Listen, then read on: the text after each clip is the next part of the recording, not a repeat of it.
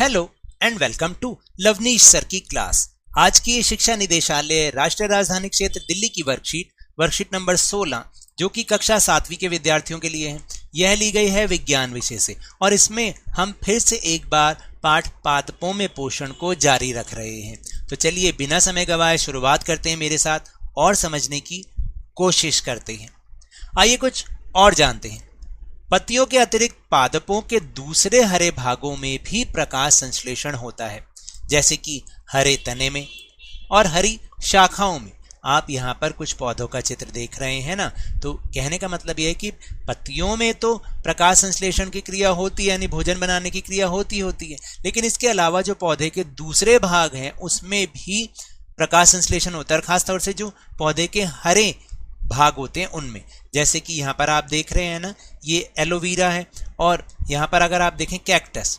अब कैक्टस में तो आप कहेंगे पत्तियाँ तो है ही नहीं, फिर कैसे इसमें प्रकाश संश्लेषण होता है? तो वो कैसे होता है वो अभी हम समझ रहे हैं, लेकिन यहाँ पर जो इसकी हरी शाखाएं हैं इसके द्वारा भी प्रकाश संश्लेषण यानी कि भोजन बनाने की क्रिया होती है। देखिए जो मैं ब्लू निशान लगा रहा हूँ ये केवल समझाने के लिए, आपको इसको कॉपी में या वर्कशीट में नहीं लगाना है। और टेलीग्राम ऐप पर भी हमने अपना चैनल लवनीश सर की क्लास बनाया, जिसका लिंक आपको इस वीडियो की डिस्क्रिप्शन बॉक्स में मिल जाएगा। आप हमारे ग्रुप से जुड़िए, इस वीडियो का लिंक और दूसरी वीडियो का लिंक आपको वहाँ ईजिली अवेलेबल होगा। तो चलिए आगे देखते हैं। मरुस्थलीय पादपों यानी कि रेगिस्तानी पौधों में वाष्पोत्सर्जन द्वारा जल क्षय को कम करने के लिए पत्तियां शल्क अथवा शूल रूपी हो जाती हैं। देखो, क्योंकि भाई वो तो मरुस्थल है, रेगिस्तान है, वहां पर टेम्परेचर बहुत ज़्यादा होता है, गर्मी बहुत ज़्यादा होती है, तो इसलिए पौधों में से पानी एकदम ना सूख जाए, इसलिए वहाँ की जो पत्तियाँ होती हैं, उन वहाँ के पौधों की जो पत्तियाँ होती हैं वो कांटों का रूप ले लेती हैं, जिससे कि उनमें से पानी कम से कम उड़े, क्योंकि अगर सारा पानी उसमें से उड़ गया तो पौधा तो सूख जाएगा। इसीलिए आपको पता है ये जो कांटे होते हैं असल में ये इस कैक्टस की पत्तियाँ होती हैं।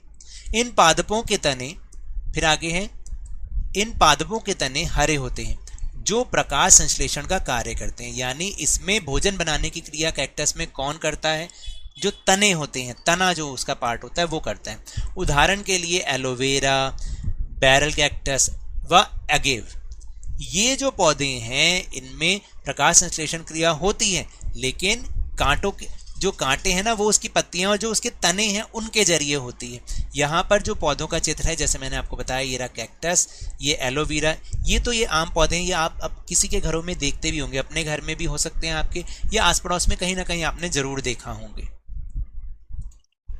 हरी पत्तियों के अतिरिक्त अन्य रंग की पत्तियों में भी क्लोरोफिल होता है। आपने हरे रंग की पत्तियां तो बहुत ज़्यादा देखी होंगी, लेकिन यहाँ चित्र में भी देख रहे हैं और शायद मैं उम्मीद करता हूँ कि आपने किसी और रंग की पत्तियां भी देखी होंगी। हालांकि हरे रंग में तो क्लोरोफिल होता है, लेकिन जो अन्य रंग की पत्तियां, जैसे यहाँ पर आपको देखो पीली पत्ती दिखाई दे रही है, लाल पत्तियां दिखाई दे रही हैं, है ना, इनमें भी क्लोरोफिल होता है। क्लोरोफिल एक हरे रंग का वर्णक होता है जो कि अक्सर पत्तियों में पाया जाता है। गीली दीवारों पर, तालाब अथवा ठहरे हुए जलाशय में हरे काई जैसे पादप यानी हरे काई जैसे पौधे कुछ जीवों की वृद्धि का कारण बनते हैं, जिन्हें शैवाल कहते हैं। यानी जो हरे काई जैसे पौधे होते हैं ना, वो ठहरे हुए जल में या तालाब में या फिर गीली दीवारों पर आपने देखा होगा उगने लग जाते हैं, उसको हम काई कहते हैं। असल में ये काई जो है, हरी काई जो है, ये शैवाल होती है। क्या कहते हैं? इनको शैवाल कहते हैं, याद रहेगा। चलिए अब हम चल रहे हैं प्रश्नोत्तर पर।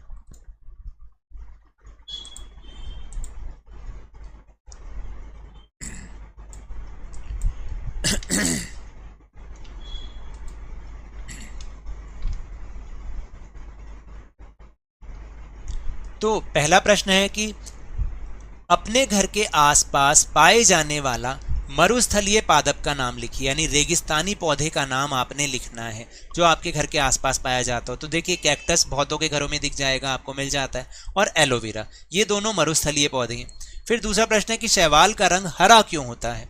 क्योंकि ये पौधे निम्न श्रेणी के होते हैं, इनमें क्लोरोफिल की मात्रा जो है पर्याप्त मात्रा होती है। इनमें क्लोरोफिल पर्याप्त मात्रा में पाया जाता है और क्लोरोफिल विद्यमान होने के कारण ही ये बहुधा हरे रंग के होते हैं, यानी ये अक्सर हरे रंग के होते हैं। मैंने बताया ना, क्लोरोफिल जो एक हरे रंग का वर्णक होता है जो कि अक्सर पत्तियों में पाया जाता है, जिसके कारण वो हरी होती हैं। और इन पौधों में जो शैवाल हैं इनमें क्लोरोफिल तो बहुत ज्यादा मात्रा में होता है, इसलिए ये हरे रंग के होते हैं। फिर तीसरा प्रश्न जो है वो है अलग अलग रंग की पत्तियों को एकत्रित करें और उन्हें अपनी कॉपी में चिपकाएं। तो ये एक्टिविटी आपको खुद से करनी है। आप ढूंढिए, आपको अलग अलग रंग की पत्तियां मिलेंगी, उन्हें आपको अपनी कॉपी में चिपकाना है और फिर सर या मैम को उसकी फोटो भेजनी है।